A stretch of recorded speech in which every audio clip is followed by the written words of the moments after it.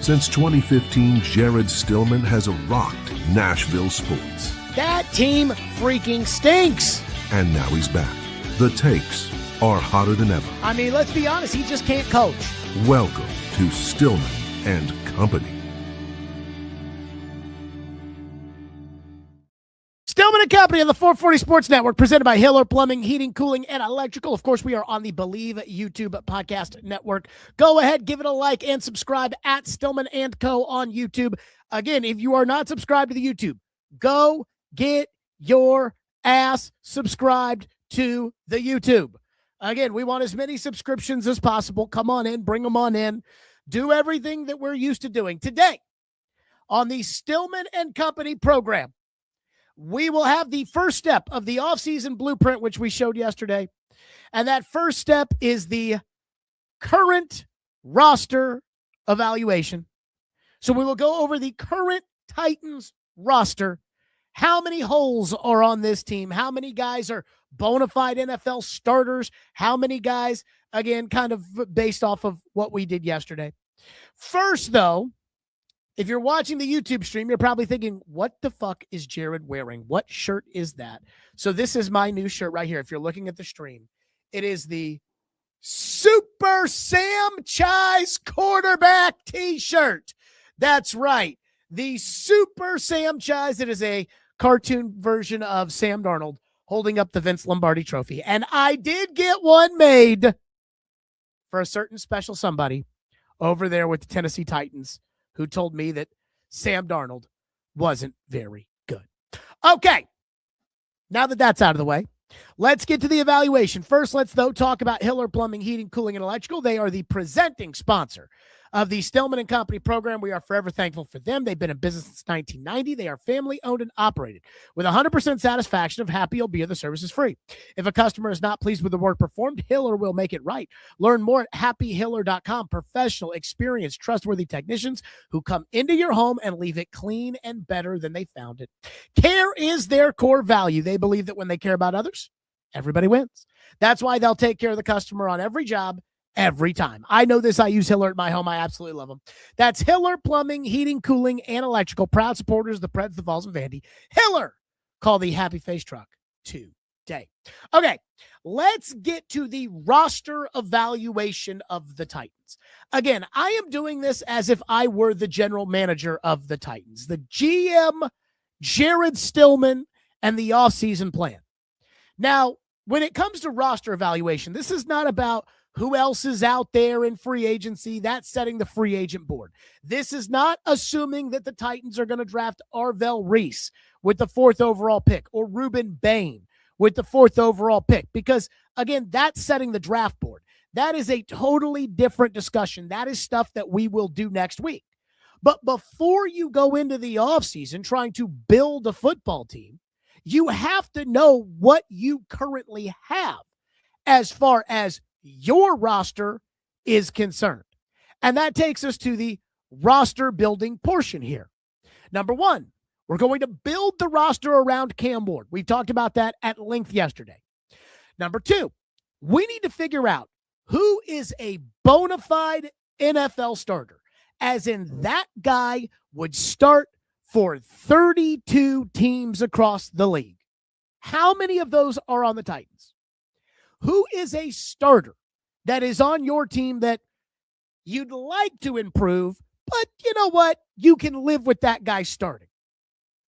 Which of your own free agents do you want back? Would you be negotiating with right now so that you can try to lock something in around the combine? So before we get to the start of the new league year in the middle of March, which we are less than a month away, I believe March 11th is the opening date of the new league year. So we are less than a month away. So if you want your own free agents, you're going to have to start getting to that now. Who are you going to cut? What does depth on your team look like? And then what holes exist that now you're going to have to go out in free agency and the draft, and you're going to have to fill out. So let's start offense and defense. Now, if I was the general manager of the football team, this would be a lot longer than just one hour podcast to be able to break down the current evaluation of the Titans. The first thing that would have happened is, as soon as the season is over, I would have had personnel meetings with the coaching staff, not the current coaching staff, the former coaching staff. Before those guys were released from duty, I would have every coach come in and meet with the personnel staff, and we'd go over everybody on the roster. Even Johnny Joseph on the practice squad, a backup long snapper. We'd sit down with the special teams coach, and we'd go over each and every one of these guys.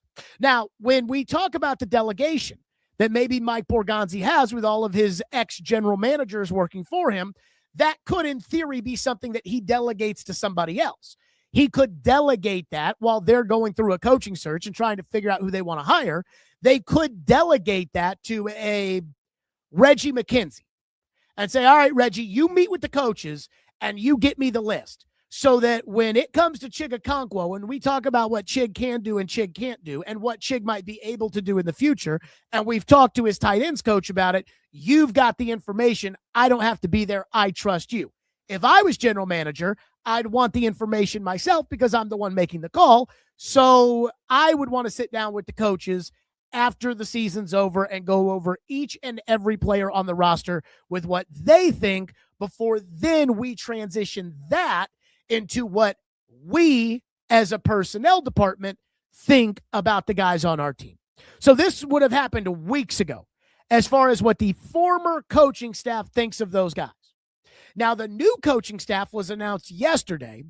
I'd have those guys looking at the tape of the current guys as well, because I want to know what they think of the players that I have on my team as well. And again, that might be something I delegate, where I tell Robert Saleh, hey, what I want you to do is I want you to watch the tape, and I want your coaching staff to watch the tape, and then I want you to get me the highlights of what every coach thinks of every player in their position group right now.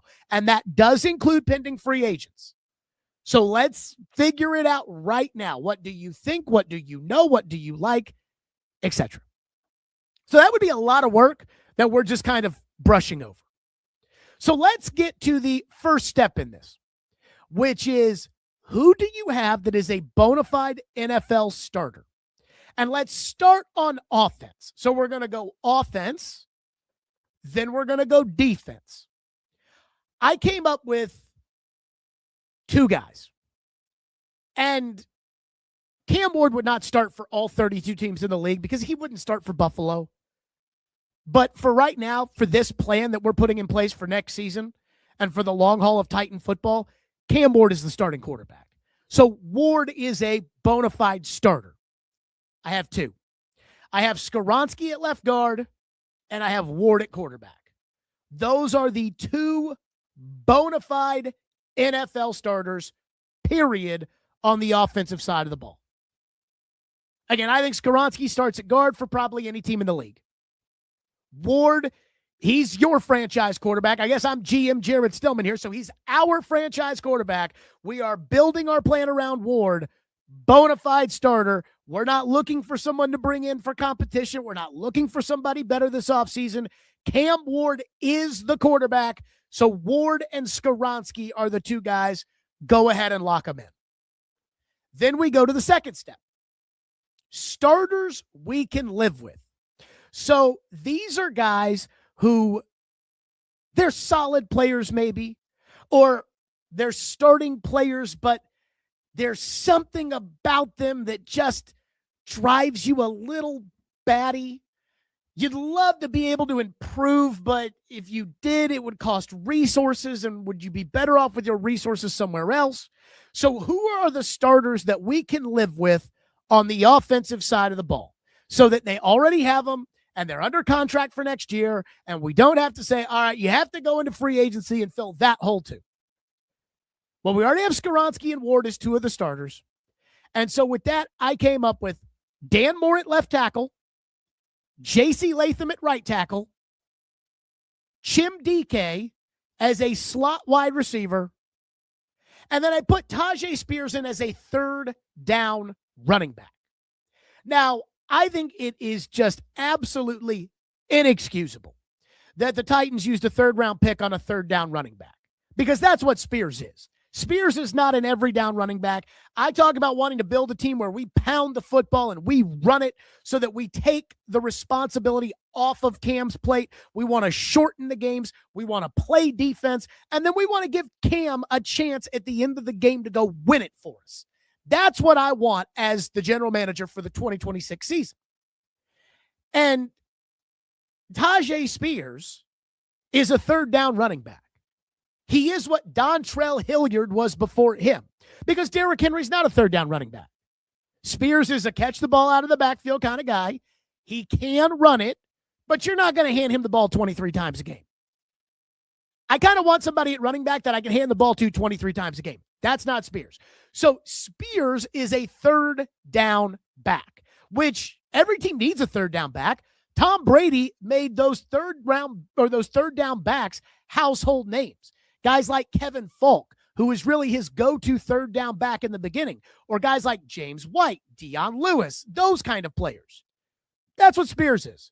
So I put him down. Again, that's not really a starting position, but on third down, it does matter. Spears is a third down back, and I can live with Spears as a third down back. Now, notice, guys, I didn't include on this. I did not include Lloyd Cushenberry in on this. I did not include Calvin Ridley in on this, and I did not include Tony Pollard in on this, which takes us to the next step in going over the offensive evaluation. Cut candidates. So on offense, who is a cut candidate? Well, I just gave you the names, right? Cushenberry, Ridley, and Pollard. Now, when it comes to those three guys, everything, I think, should be taken into account. I think injury history should be taken into account. Age should be taken into account. Money should be taken into account. Production last year should be taken into account. The free agent market. Is it going to be easy to replace Calvin Ridley if you get rid of him? Is it going to be very difficult to replace Calvin Ridley if you get rid of him? I think everything has to be taken into account before you just cut a guy, especially a team that has as much money in savings as the Tennessee Titans have. So let's go over these guys one by one. And again, this can change. But let's start with Lloyd Cushenberry. Lloyd Cushenberry last year at center had a PFF grade of 55.2. He cost $8 million this upcoming season in cash. Again, I don't care about the cap, and the owner doesn't care about the cap either. But what really matters is the cash. And so I'm looking at Cushenberry, and I'm seeing $8 million in cash plus a $1 million roster bonus that is due by the 5th day of the league year. Meaning, if you decide to cut Cushenberry, who's due $8 million this year, on April 13th, you owe him $1 million. Most teams, if they're going to move on from somebody, they want to move on before that deadline comes so they don't have to just pay that free $1 million. Lloyd Cushenberry, over the last 2 seasons with the Tennessee Titans, has played in a total of 23 games with 23 starts. Unfortunately, 2 seasons is 34 games. So Lloyd Cushenberry, 23 of 34, he had a torn Achilles at the end of the 2022 season, and his PFF grade was a 55.2. Here's where it gets a little tricky. Again, when it comes to the free agent market, you're competing with every other team. And some teams may use franchise tags, and some teams may just sign a guy before they hit free agency and give them a huge signing bonus. And some guys may just not want to come here. The free agent center classes average to below average. Tyler Linderbaum is at the top. Pro Football Focus thinks he'll command $20 million a year. I think he'll probably command more than that. Because what happens is, in the NFL, the elite linemen, the tackles, get paid by their current teams. The guards and centers sometimes get paid by their current teams, especially if it's a bad team, where the Titans might pay a guy like Skoronski this year just so we have somebody to pay. We've got the money. We believe in Peter. Let's get out in front of it. But mostly the guys that get to free agency are the guards and centers because they're not as valuable. And then there's an owner who says, I'll give you a gajillion dollars. Now go out there and spend. And then you have Rand Carthon pay Lloyd Cushenberry a shitload of money when Lloyd Cushenberry's not very good. So Linderbaum's out there. PFF thinks he's $20 million a year, which means he's probably going to be about $25 million a year. Connor McGovern, $13 million a year. And then they've got other guys like Ethan Pochich from the Browns. He's got a PFF grade of 63.8. Here's what I'd say about Cushenberry. I'd cut him. And it's not that I need the $8 million, because I don't need the $8 million. I just don't think Lloyd Cushenberry is very good. So I would cut Lloyd Cushenberry, and I would go into free agency, and I would see if I can get somebody. And again, we haven't set the free agent board, but there's enough guys who are the same caliber of player as Lloyd Cushenberry that I might be able to wait. That I might be able to sit back and say, okay, if I'm not going after Linderbaum and I'm not going after McGovern, there's probably going to be 6 or 7 guys that are in that same category as Cushenberry. And once the money starts to go away after day 3 or 4 of free agency, then I can go in week 2 of free agency, and instead of paying $8 million for Lloyd Cushenberry, I can assume that I should be able to pay somewhere around $3 million for a similar player. Or I can pay more money for a better player. So the verdict on Cushenberry is cut. See ya. Number 2, Calvin Ridley. This one is very, very complicated. Cushenberry was easy for me. And the biggest thing with Cushenberry is that in each of the last 2 years when he's gotten hurt, he's been replaced by replacement level offensive lineman Daniel Brunskill 2 years ago, Corey Levin this year. And in both cases, I thought those guys were the same as Cushenberry. So I'm not going to pay $8 million when I can bring in Daniel Brunskill for $1 million and get the same results. Now, Calvin Ridley is a very fascinating discussion here. I don't think this is as simple or as cut and dry as just cut Calvin Ridley and save the money. Calvin Ridley comes with a $21.75 million salary commitment. He has $3 million that guarantees on March 16th, which is the 6th day of the league year. And he has a $1 million roster bonus that is due by the 5th day of the league year. So if you wait until the 6th day of the league year, you have to give Calvin Ridley $4 million. Calvin Ridley is coming off of a broken right fibula. The good news about a broken right fibula, and I am not Pro Football Doc, but I can guarantee you that you're supposed to come back and be okay from a broken right fibula. So I am not concerned about Calvin Ridley, and I am not concerned about Calvin Ridley's injury. That is kind of a freak injury. It was a broken fibula, and he was out. Ridley's production last year was not bad. He had a PFF grade of 67.8.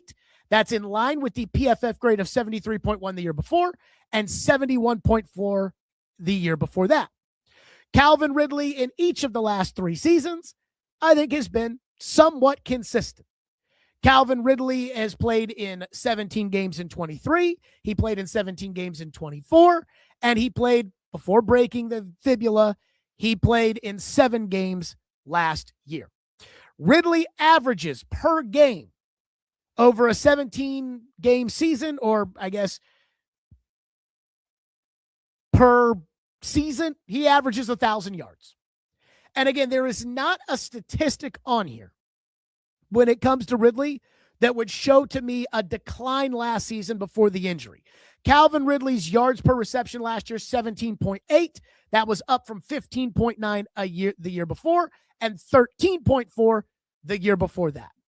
Calvin Ridley's success rate was down a little bit, 38.9%, which was down from the 44.2% the year before that. But I don't think that's crazy or shocking or anything like that.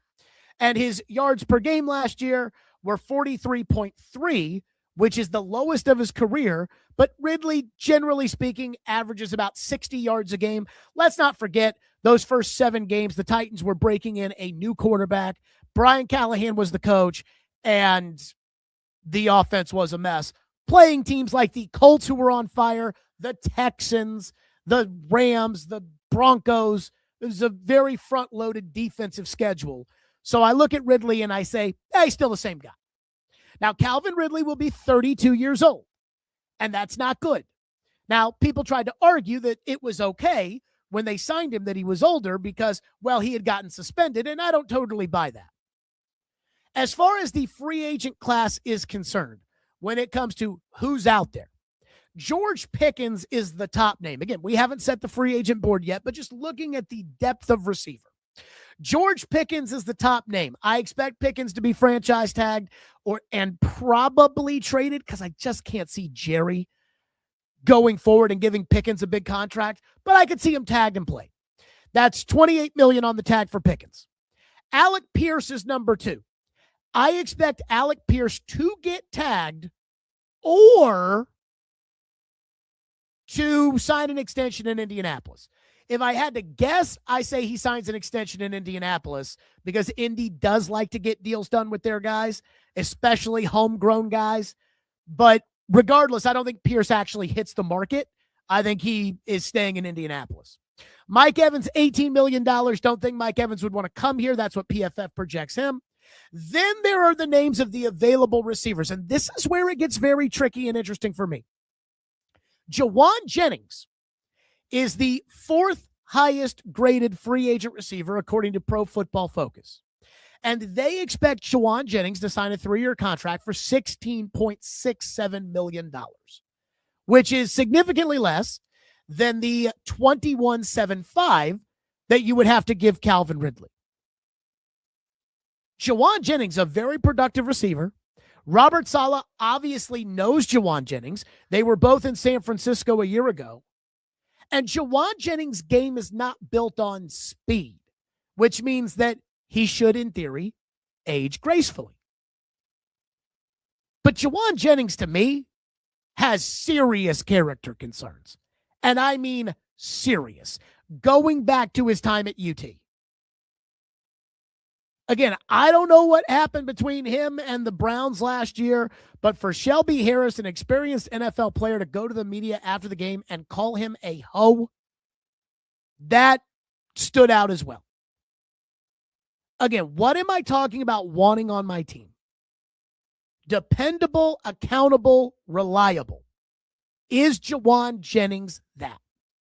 And it's tough because when it comes to dependable, accountable, reliable, Jennings does play, which is better than you can say for Brandon Ayuk on the same team. Then there's Rashid Shaheed, who kind of is more of an outside guy, although Ridley plays outside for the Titans. But Shaheed is an outside guy. He's a great punt returner. You don't need him for punt returns because you have Chim DK.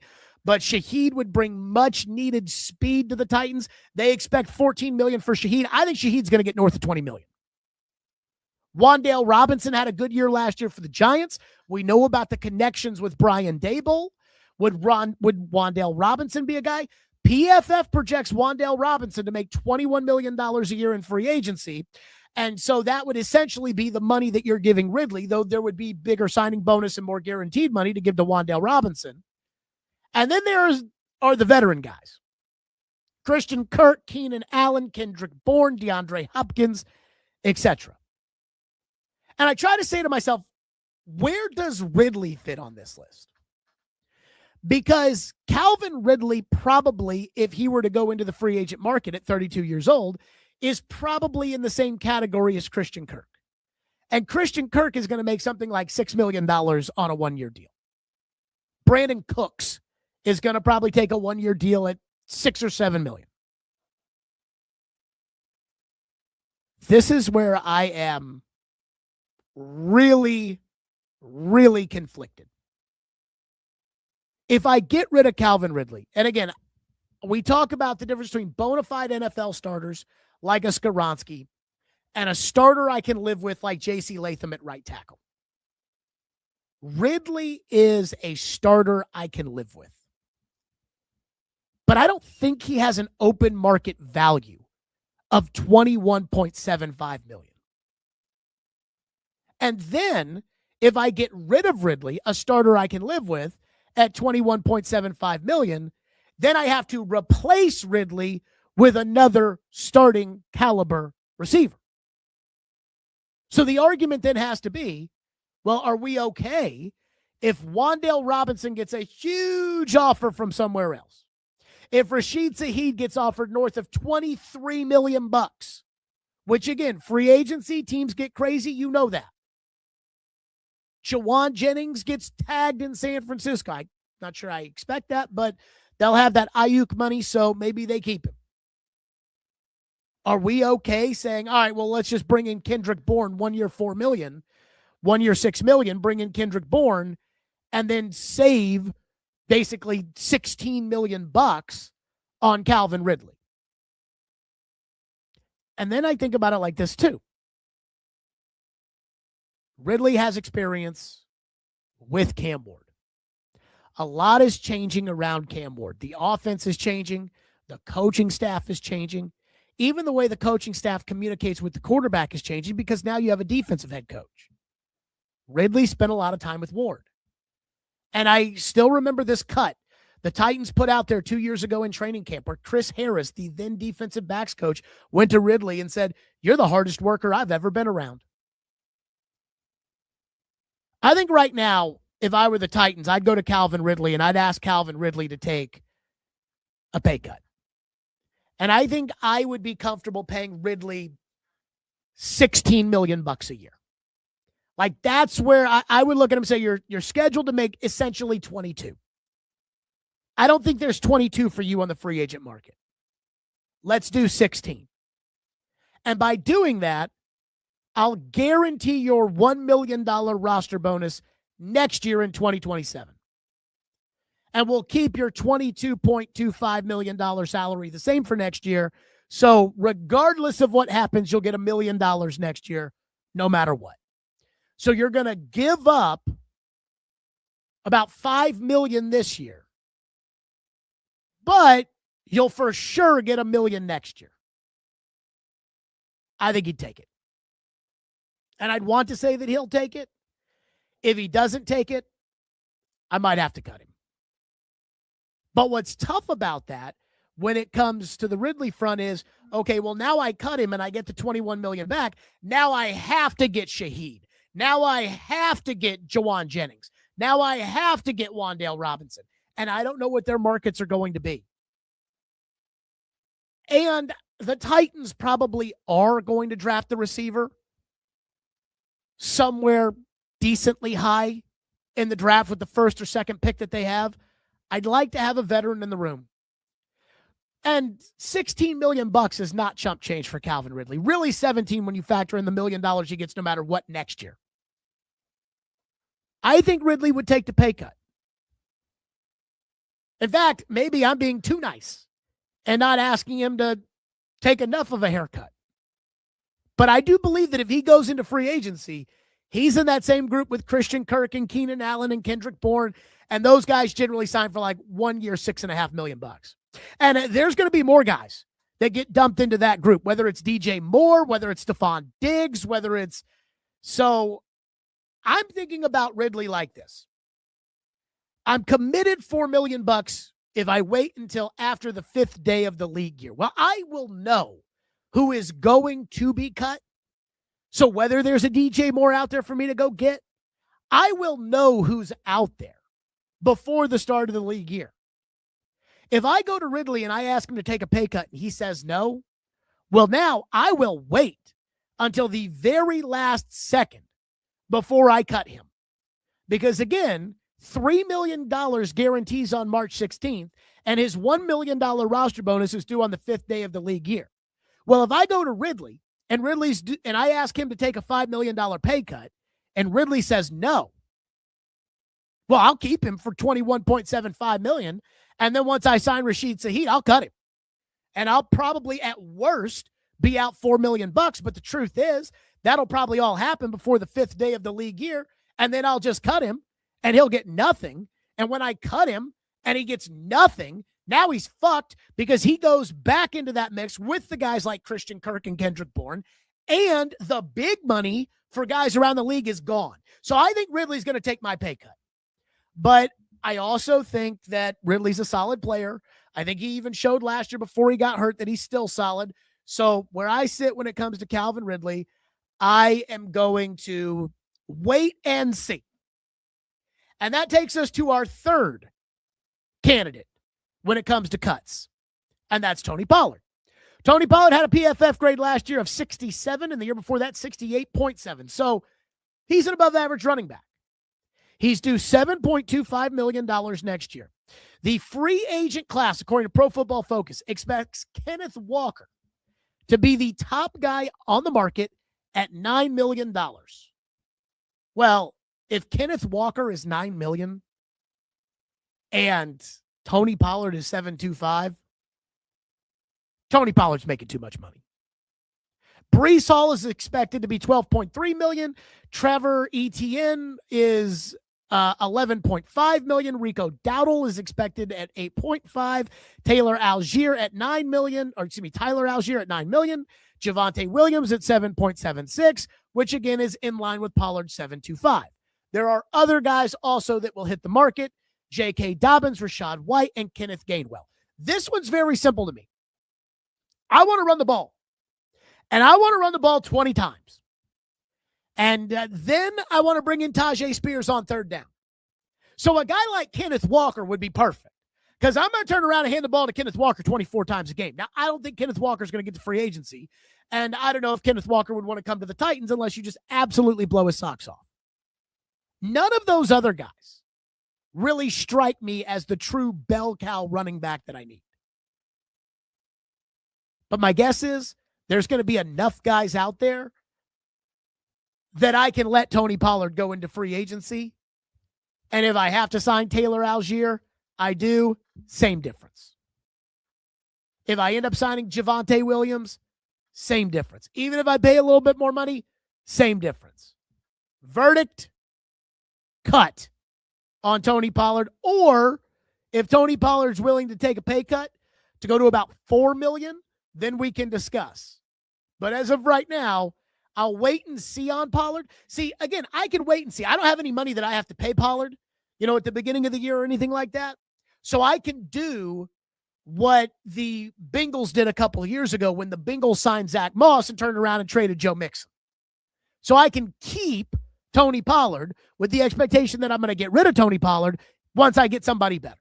But I want a bell cow running back. Like, I want to run the fucking ball. And I want to shorten the game. And then I want to give Cam a chance at the end of the game to win it. Because that's all that matters. If you win 16-13, but Cam Ward engineered a drive at the end of the game to set you up for a game-winning field goal, everybody will walk out of that stadium saying, what a job by Cam. And that's what I'm trying to do as general manager. So wait and see on Pollard, but I don't think the Pollard will be on the team. So after we get rid or we factor in the cut candidates, here's what we have on offense for the Titans. Dan Moore at left tackle. Peter Skoronski at left guard. Nothing at center. Nothing at right guard. Kevin Zeitler's a free agent. J.C. Latham at right tackle.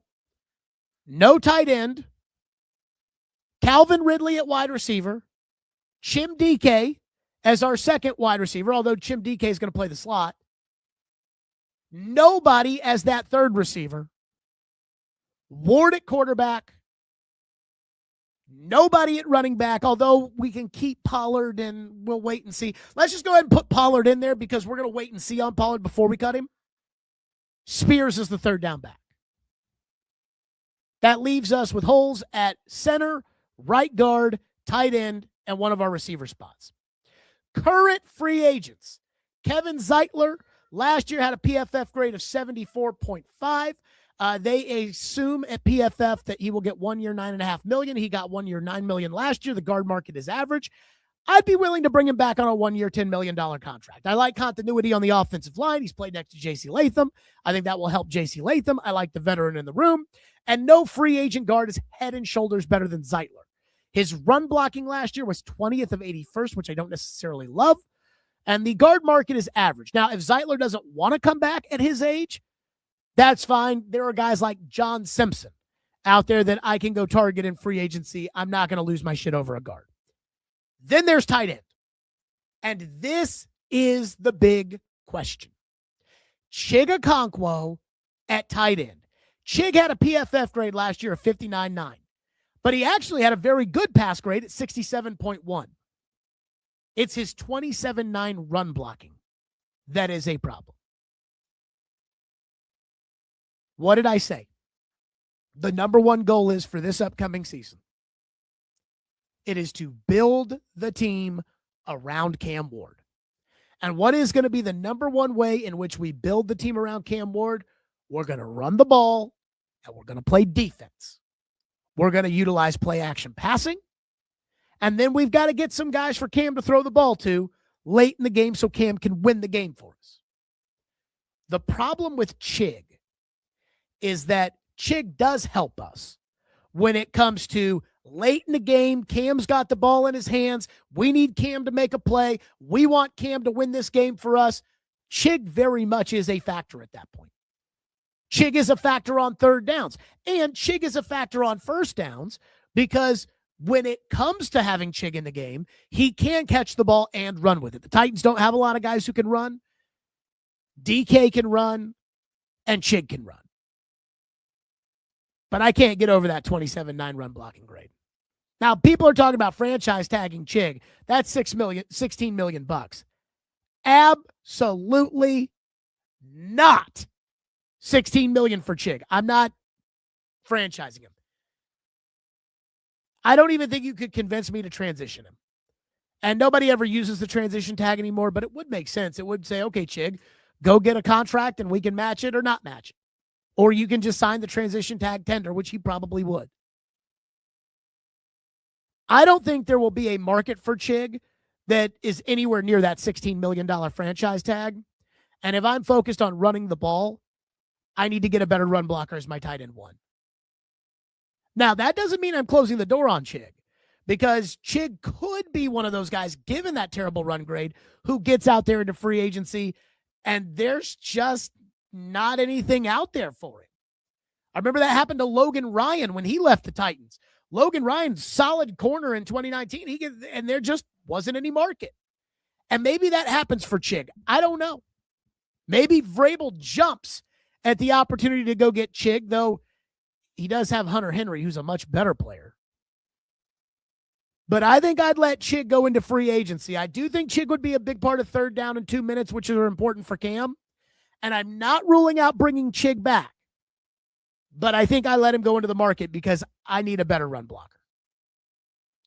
So that's the offense. The offense is more Skoronski. Got to get a center because we're cutting Cushenberry. Got to get a right guard, though we're open to bringing Zeitler back. Latham. Got to get a tight end. Ridley, DK. Got to get a receiver. Pollard for now. And Spears and Ward at quarterback. Now, the other depth options, Spears, third down running back. Gunnar Helm, tight end 2/tight end 3. He's going to have to improve his run blocking a little bit, but I'm not Braden Gall ready to call him a starter. I'd like to get a starting tight end, and then if Gunnar Helm takes the jump, then fucking play him more. That's fine. But I'm not sitting here saying, Gunnar Helm, starting tight end. I've got Alec Iomanor as a fourth wide receiver. I think he profiles to me to be a NWI type player, more of a depth piece. Corey Levin at guard/center. He's a pending free agent. I'd like to bring him back, but he'd have to be veteran minimum. And then Will Levis is a depth piece at quarterback, but I don't consider him to be my backup quarterback. More on Levis in a minute. Now, let's go to the other side of the ball. Let's go to the defense. And let's remember what's important with the roster evaluating. Who do you have that's a bona fide NFL starter? I came up with 3. And I think I'm being generous when I say I came up with 3 bona fide NFL starters. Simmons, absolutely bona fide NFL starter, not even a discussion. Cedric Gray and Amani Hooker.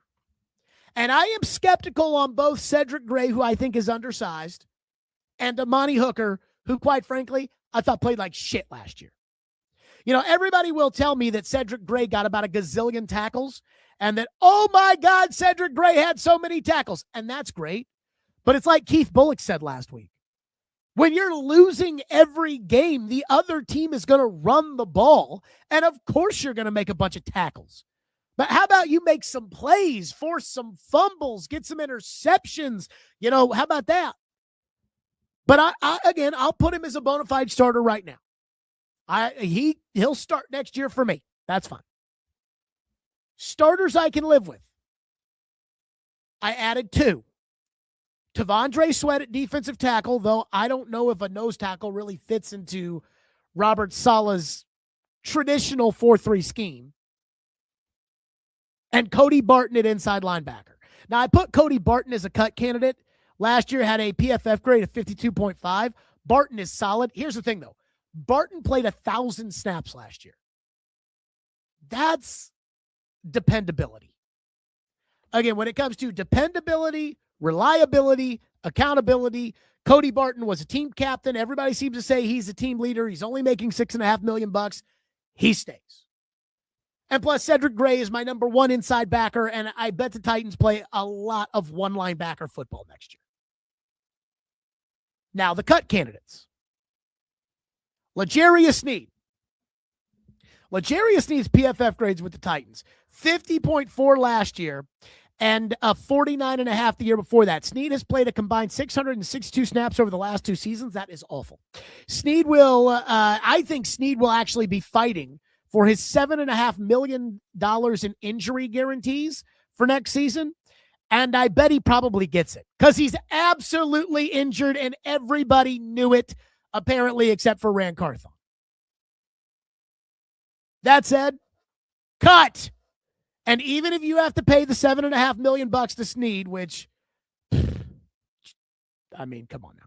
You still save $8.5 million. See ya. Xavier Woods. Now, this was a little bit of a discussion here.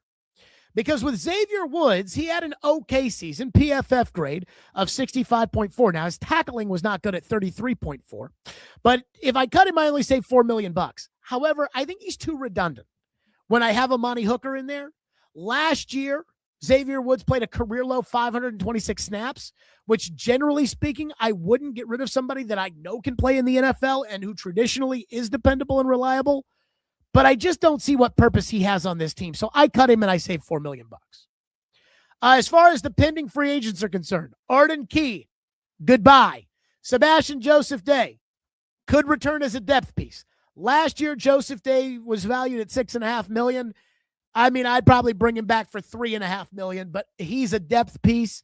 He's not a bona fide NFL starter, and I wouldn't even say that Joseph Day is a starter I can live with. But Arden Key, see ya. I don't even think we need to have a discussion. So, here's current defense. Open at defensive end, Simmons. Sweat, if he can lose the weight, which he probably can't, to fit into the scheme. Open at defensive end, Gray and Barton as the inside backers. Open at corner. Hooker at safety. Open next to Hooker. Now, I think some people are going to say, Jared, where are the rookies? Where's Oladejo? Where's Winston? Where's Marcus Harris? Here's the deal. Let's just keep putting this back up there. Dependable, accountable, reliable. Every person in the building needs to be dependable, needs to be accountable, and needs to be reliable, or they do not need to be on the team, and they do not need to be in the building. Femi Oladejo was a second-round pick last year, and I guarantee you they are going to try like crazy to prove that, hey, this was the right guy that they wanted to draft, and there was a reason they used a second-round pick on him, and he will show. However, Femi Oladejo, for his NFL career, has played in 6 games. He has 0 sacks. He has 2 quarterback hits. He has 2 tackles for loss. That's not a starter in the NFL. You can pen him in, and they may have to because, again, there are so many holes on this team, but that is not an NFL starter right now. And there's nothing he did last year that says he would be an NFL starter. Then there's Kevin Winston. And I mean, Titans Twitter and Braden just absolutely love Kevin Winston. And they're like, this guy, he could be a war daddy down there.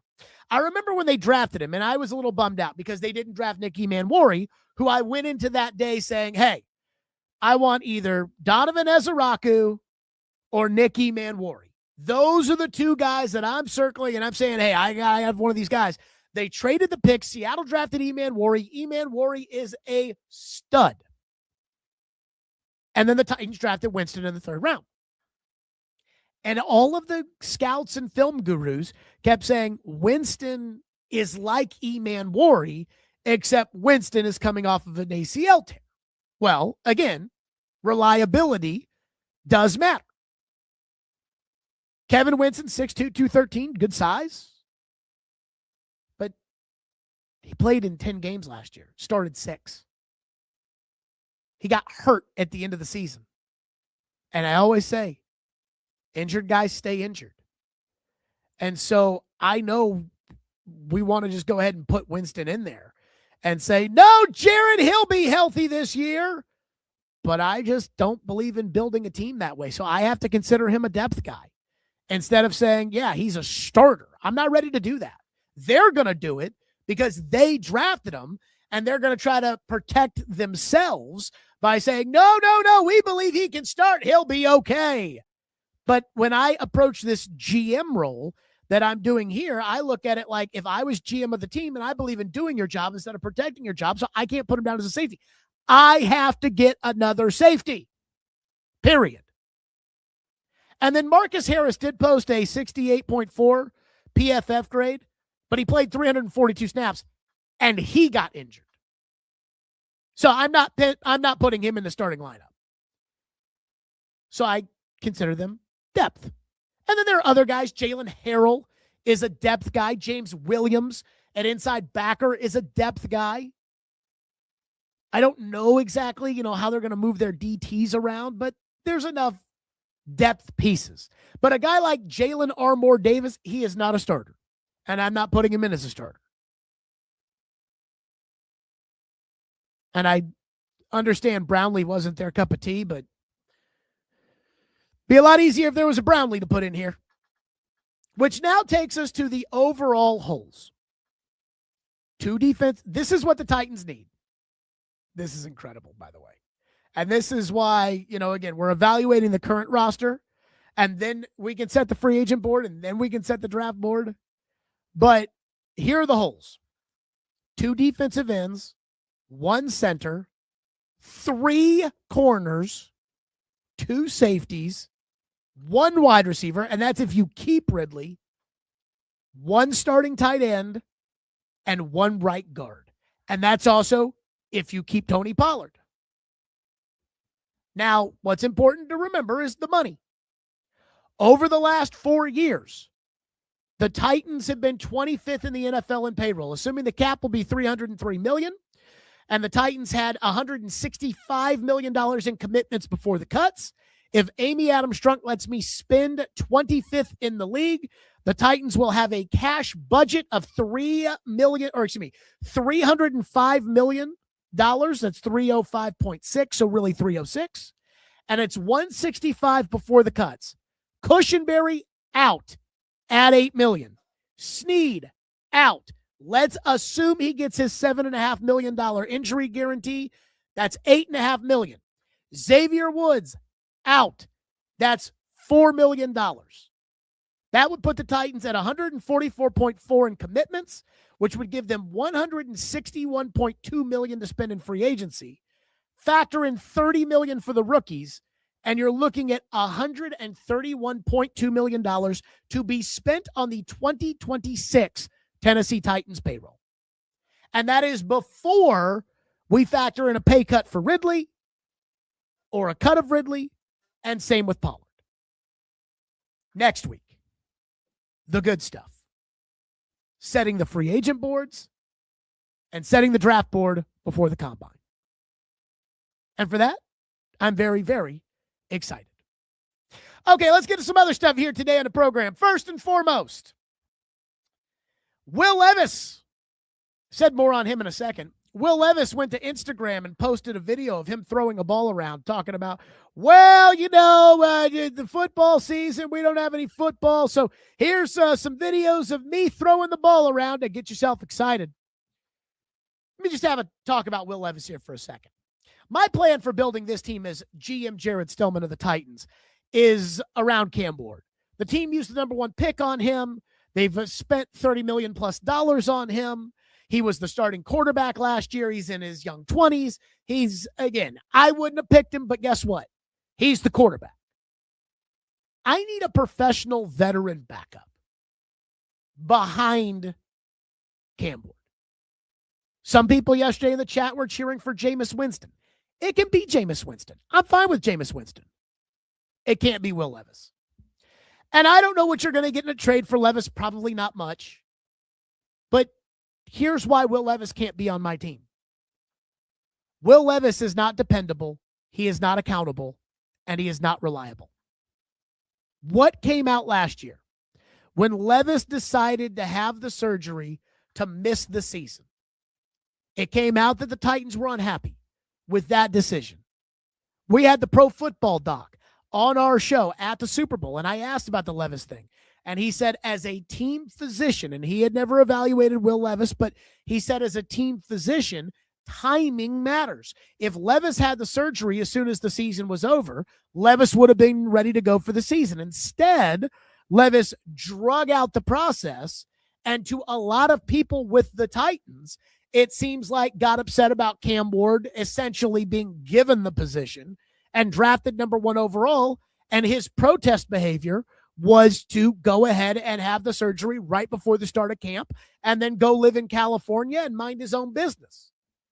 Well, I understand. In life and in the NFL, the only person looking out for you is you. But I need somebody who is dependable. I need somebody who is accountable. I need somebody who is reliable. And I think I've seen enough from Will Levis over the last couple of years to say Levis does care. And I think Levis's heart most of the time is in the right place, even though his head may not be. But I don't need somebody who's worried about what's on Instagram. And unfortunately, that is Will Levis. I need somebody who's dependable, accountable, and reliable. And I don't think Levis is that. So I don't know what you'll get in return, but hey, here's Levis throwing the ball around. I don't give a fuck. He's not going to be on my team next year. I'll tell you that right now.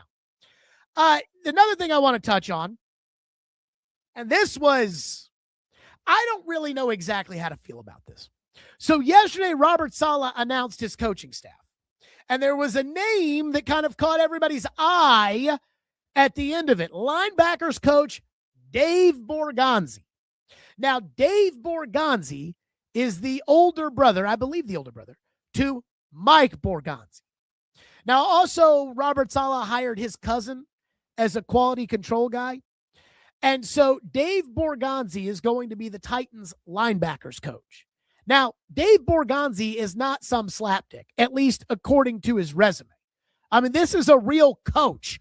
This was a guy who, we talked about this when they interviewed Jason Garrett for the head coaching job. And I said, I think this is a favor because Dave Borgonzi got his start with the Cowboys with Jason Garrett as the coach. And now Mike Borgonzi is the general manager. So go ahead and do a favor. But it's not like Dave Borgonzi is not a real linebackers coach. He was a linebackers coach in Indianapolis. He was a linebackers coach with the Chicago Bears. He was a linebackers coach last year with the Dallas Cowboys. And now he's the Titans linebackers coach. And maybe he's a great linebackers coach. If the guy's name was Dave Smith and not Dave Borgonzi, I wouldn't even be having this discussion.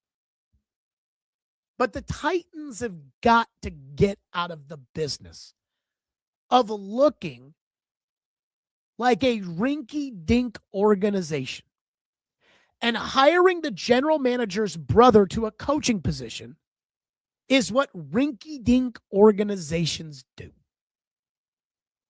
Every team has a coach who hires their son. I get it. And there's a Lynch on the 49ers coaching staff, and that's John Lynch's kid. And John Gruden's kid, I believe, is one of the strength coaches for the Raiders. And so it happens. And I get it. Nepotism is very real in the NFL. But at the same time, if you're Mike Borgonzi, do you want people to look at this and say, well, he got his brother on the staff. His brother might be a great coach. I have no idea. But there's just the optics of impropriety that I see when I look at this. And I just don't think if you're Mike Borgonzi, you want people to start thinking like that. I don't think you want people to think that instead of putting together the best roster and the best coaching staff, you and Robert Saleh are making sure that you scratch everybody's back. Because I'm sorry, I don't give a shit.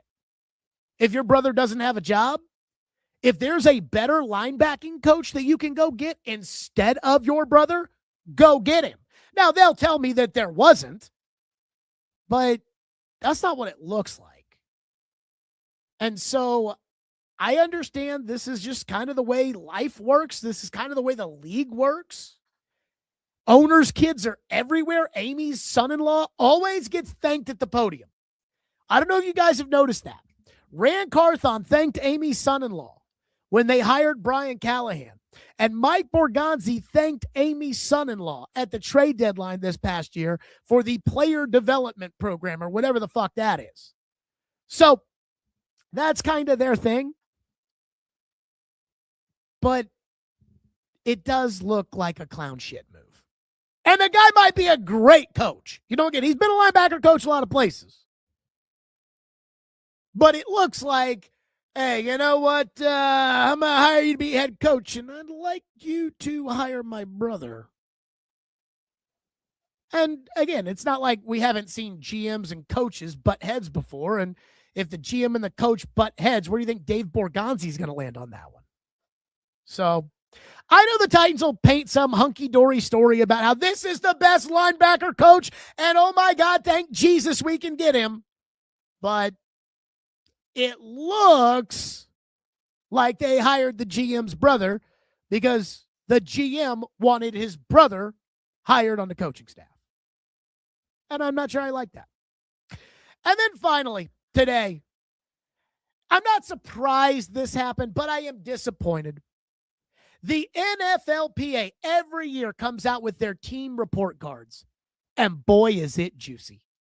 It really is nice to see the players empowered to call out their owners for really what I would consider to be cheap bullshit. They don't let the players fly in the good seats on the plane. They have the coaches fly in the good seats. They don't provide daycare at the stadium during the games. They do. They make you pay for lunch in the cafeteria. Nobody else does. They said they were going to renovate the locker room, and then they didn't. I love the report cards. Apparently, the NFL filed a grievance against the PA concerning the report cards, and Adam Schefter put it out there today that the NFL informed all 32 teams today in a memo that it prevailed in its grievance versus the PA and its team report cards. An arbitrator determined that the NFL's PA violated the CBA and ordered it to stop making public any future report cards. Again, talk about the no fun league. Instead of just doing better, you know what? Maybe we shouldn't charge our players for lunch in the team facilities because nobody else is doing it. The NFL just spent, I assume, millions of dollars because law firms are not cheap. They just spent a bunch of money to quash the PA report cards. And they did it because it was a bad look for the owners.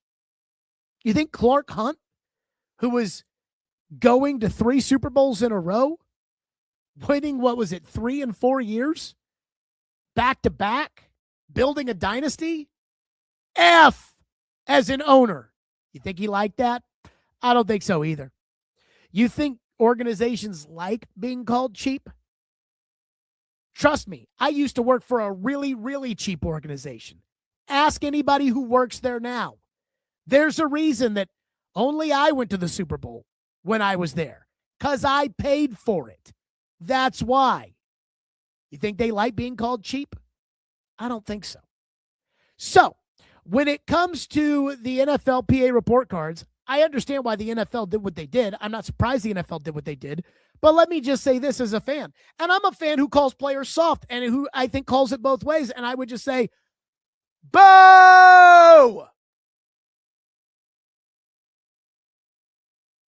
I hate that. I hate that for the league. That's it for us. Everybody have a great weekend. Stillman and Company. We will see you all right here Monday on the 440 Sports Network.